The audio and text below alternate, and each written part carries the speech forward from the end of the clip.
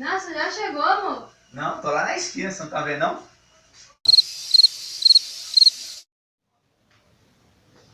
Oi, amor. Vai fazer o quê? Tomar banho agora. Pelado? Não, de capacete e capa de chuva, não pode.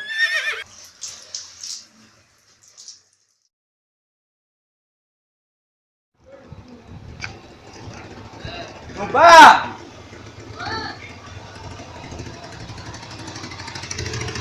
É churrasqueira? Pra quê? Pra gente cozinhar feijão pra quê? Hadouken!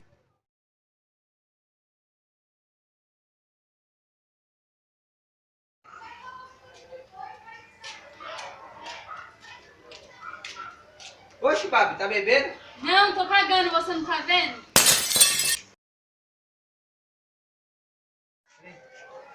Oxe, caiu a moto, é?